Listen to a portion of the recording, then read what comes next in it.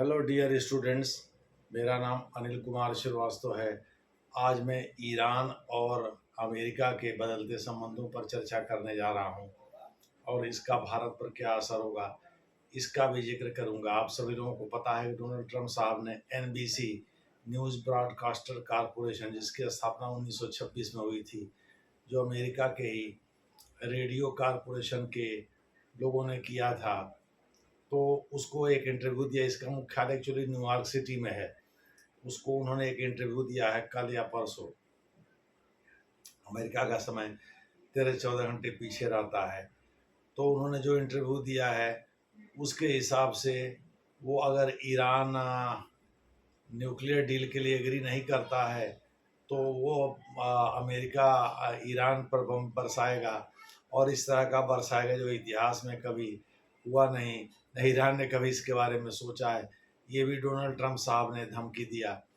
आप सभी लोगों को पता है, बराक ओबामा जब अपने दूसरे कार्यकाल में 2012 से जब दूसरा कार्यकाल शुरू किए तो उस दौरान P5+1, दूसरे शब्दों में सुरक्षा परिषद के 5 स्थायी सदस्य और एक जर्मनी, उन सब ने ईरान के साथ एक समझौता किया जिसे P5+1 के नाम से जाना जाता है, समझौते के नाम से जाना जाता है। इस समझौते में यह तय हुआ कि अगर ईरान अपने आणविक हथियार बनाने के कार्यक्रम को छोड़ देता है, P5 का मतलब सुरक्षा परिषद के पांचों जो अस्थायी सदस्य हैं, जो पांचों परमाणु संपन्न शक्ति संपन्न देश हैं, मैं उनकी बात कर रहा हूँ। तो अगर ईरान अगर अपने परमाणु कार्यक्रम को छोड़ देता है, जबकि उसके ऊपर आरोप था कि उसने सेंट्रीफ्यूज डेवलप कर लिया आवश्यक, जो कि परमाणु बम बनाने के पहले का चरण है, तो ऐसी दशा में उसके ऊपर लगे हुए सैंक्शन को हटा लिया जाएगा। दूसरे, अमेरिका के बराक ओबामा ने वादा किया कि अगर ईरान अपने परमाणु कार्यक्रम को छोड़ देता है तो उसके ऊपर जो डॉलर या अन्य पाबंदी लगी हुई है वो हटा ली जाएगी। वह अपने आर्थिक संबंधों को फिर से बहाल कर सकेगा। तो आप सभी लोगों को पता है, यह प्रणाली जो अंतर्राष्ट्रीय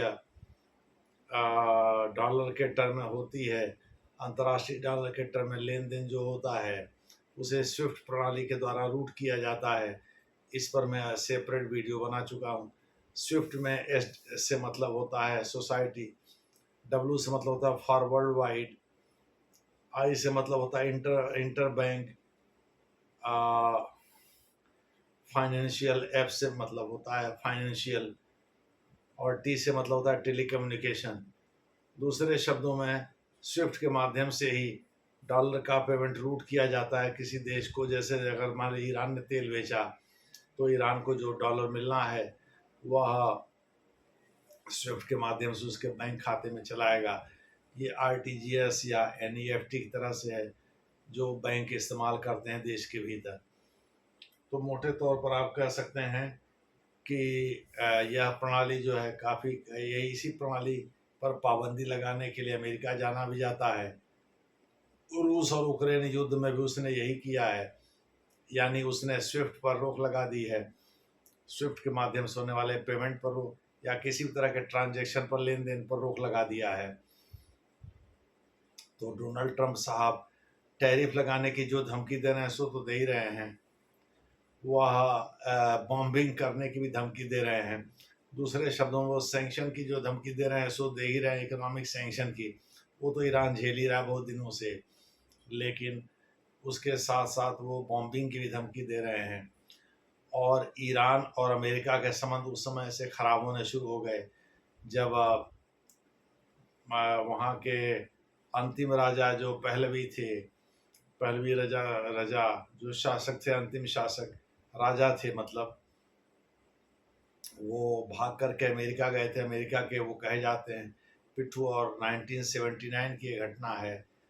79 में ही अयतुल्ला रहल्ला खमैनी ने वहाँ इस्लामिक रिवॉल्यूशन किया था और साथ ही इराक पर हमला भी करवा दिया था, जिसे ईरान इराक युद्ध 1988 यानी लगभग 10 साल तक चला था। खैर, 1984 में कई अमेरिकी लोगों को बंधक बना लिया गया था अमेरिकी दूतावास में, जो ईरान में स्थित है, इससे ईरान भड़क गया था। इसी वजह से इससे अमेरिका भड़क गया था। कहा जाता है अमेरिका और ईरान के बीच जो संबंधों में तल्खी है, खास करके रिपब्लिकन पार्टी के और ईरान के बीच तब से है। और डोनाल्ड ट्रंप साहब तो वैसे भी ईरान से बहुत चिढ़ते हैं। उनको यह सूचना कहीं से मिली होगी कि भाई ईरान परमाणु बम बनाने के करीब है और रूस और चीन जैसे देश उसको सहयोग दे ही रहे हैं, तो ऐसी दशा में वो भड़क गए हैं और वो ईरान को धमकी देने से बाज नहीं आ रहे हैं, बार बार धमकी दे रहे हैं। और एनबीसी को दिए गए इंटरव्यू में उन्होंने यही धमकी दोहराई भी है। अब भारत पर इसका क्या असर होगा? पहला तो IMEC, international middle east economic corridor, जो कि भारत ने G20 समिट के दौरान सुझाया था, जो पिछले साल सितंबर में भारत में आयोजित किया गया था नई दिल्ली में, और जिसमें नरेंद्र मोदी ने विदेशी मेहमानों की जमकर खातिरदारी की थी। और उसी दौरान IMEC का सुझाव दिया गया। ये INSTAC के तर्ज पर है, उसमें भी ईरान है। International north south transport corridor INSTC की तर्ज पर वो किया गया है। इसको लागू करने की कोशिश की गई है, तो यह परियोजना खटाई में पड़ सकती है। दूसरा ये है कि जो व्यापार है वो भी प्रभावित हो सकता है। भारत और ईरान के बीच जो कच्चे तेल का व्यापार है वो काफ़ी हद तक प्रभावित हो सकता है। पहले तो ईरान से सबसे ज़्यादा खरीदता था भारत तेल, कच्चा तेल। बीच में वो इराक से खरीदने लगा, फिर धीरे धीरे उसने डाइवर्सिफाई किया अपने ऑप्शन को और मिडिल ईस्ट से निकल करके उत्तरी अफ्रीका, नाइजीरिया और अल्जीरिया जैसे देशों और वेनेजुएला से भी खरीदना शुरू कर दिया दक्षिण अमेरिका में। तो भारत इस समय तो रूस से 35% अकेले रूस से ही खरीद रहा है। तो ऐसी दशा में भारत अभी भी ईरान पर काफ़ी हद तक निर्भर है। तो मिडिल ईस्ट में जो उसका एप्पल कार्ट है वो डिस्टर्ब होगा और भारत ईरान से यथावत जैसे कच्चे तेल और गैस की आपूर्ति कराता है नहीं करा पाएगा। पता नहीं डोनाल्ड ट्रंप साहब पहले कार्यकाल के दौरान ये छूट देंगे कि नहीं, वो रुपए में और ईरानी लोकल करेंसी में ट्रांजैक्शन कर सके डॉलर को बाईपास करते हुए। ये भी एक सवाल खड़ा होता है। तो दूसरा ट्रेड चैलेंज भारत के ऊपर रहेगा। भारत इस समय ईरान के साथ प्रेफरेंशियल यानी तरजीह प्राप्त टॉक्स एग्रीमेंट यानी समझौते के लिए बातचीत कर रहा है। तरजीह प्राप्त बातचीत समझौते के लिए बातचीत कर रहा है। तरजीह प्रेफरेंशियल की हिंदी तरजीह होती है, यानी भारत के साथ व्यापार को तरजीह देगा ईरान। इसका मतलब ये हुआ उस पर बातचीत चल रही है, वो भी खटाई में पड़ सकती है। इसके अलावा जो है चाबहार बंदरगाह भारत विकसित कर रहा है। भारत बहुत बहुत उतावला था इस ज़माने में कि वो चीन के ग्वादर बंदरगाह का विकल्प उसने ढूंढ लिया, चूँकि ग्वादर से बहुत दूरी पर तो चाबहार है नहीं, यानी वो 100 योजन की दूरी पर है। साथ ही पाकिस्तान को बाईपास करके सीधे अफगानिस्तान के साथ वो अपने कारोबारी रिश्ते को आगे बढ़ा सकेगा। इसको लेकर के भारत कूद रहा था, इस पर भी असर पड़ सकता है। चाबहार बंदरगाह 2016-17 में 2016 में ही नरेंद्र मोदी गए थे, मई में, संभवतः मई जून में वहाँ ईरान गए थे। तो उन्होंने नितिन गडकरी को भी वो साथ ले गए थे, उन्होंने उसका उद्घाटन भी किया था चाबहार बंदरगाह का। और उम्मीद की जा रही थी 500 बिलियन US डॉलर का तत्काल इन्वेस्टमेंट होगा, ईरान में आएगा भारत का, और उससे वहाँ पेट्रोकेमिकल इंडस्ट्री का विकास होगा और भी तमाम तरह के लाभ मिलने थे। ईरान जिससे चीन से भी अच्छे संबंध हैं, फिर भी भारत कोशिश कर रहा था कि चाबहार बंदरगाह का विकास करके ग्वादर पोर्ट का विकल्प ढूंढा जाए। लेकिन ईरान और चीन इससे एक दूसरे के करीब आ सकते, क्योंकि चीन तो अमेरिका से डरता नहीं है। हो सकता है भारत पर सैंक्शन लगा दे अमेरिका या ईरान पर लगा दे तो ईरान भारत के साथ कारोबार आगे नहीं बढ़ा पाएगा। ऐसी दशा में फिर चीन और ईरान के बीच संबंध बेहतर हो सकते हैं, इससे भारत को नुकसान हो सकता है। यही नहीं, जो भारत और ईरान के बीच जो विकास संबंधी जो परियोजनाएं तमाम चल रही हैं, जो सिस्तान प्रांत में बेसिकली वो गारलैंड परियोजना जैसे है, जो कि अफ़गानिस्तान से जारंज को जोड़ती है, या जो अफ़गानिस्तान और ईरान दोनों के लिए फ़ायदेमंद है, वो अभी खटाई में पड़ सकती है। ख़ास करके स्मॉल डेवलपमेंट प्रोजेक्ट्स और इंफ्रास्ट्रक्चर डेवलपमेंट, ये दोनों खटाई में पड़ सकते हैं।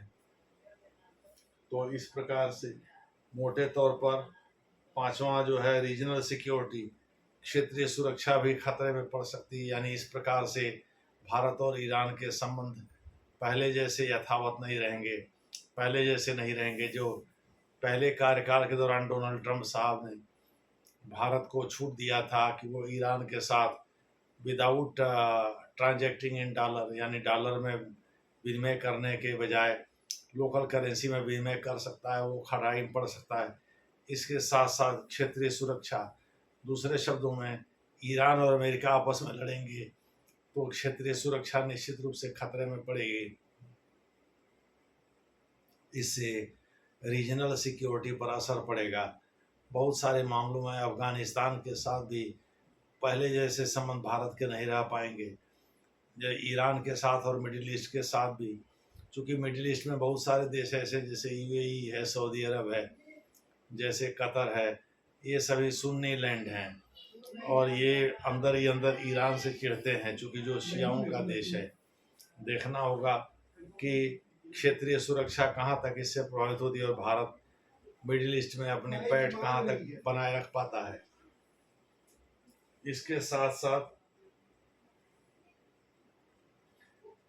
आपको मैंने बताया कि चीन के साथ भारत की प्रतिस्पर्धा बहुत पुरानी है, तो चीन भारत को पटखनी देने के लिए कोशिश कर सकता है। चूँकि ईरान के साथ चीन के भी संबंध बहुत अच्छे हैं और 25 साल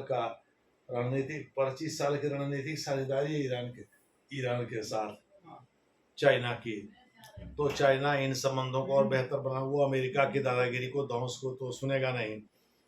तो चीन हो सकता है ईरान के साथ अपनी पीके बढ़ाना शुरू कर दे और भारत को दरकिनार करने के लिए हो सकता है धीरे धीरे इस 25 साल के स्ट्रेटेजिक पार्टनरशिप को और मजबूत करे।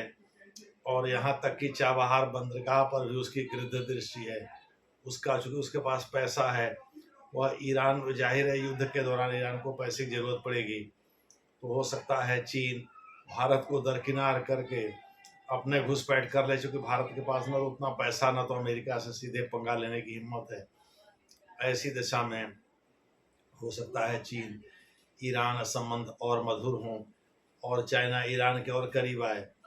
तो ये सब इम्पैक्ट हैं जो कि देखने को मिल सकते हैं।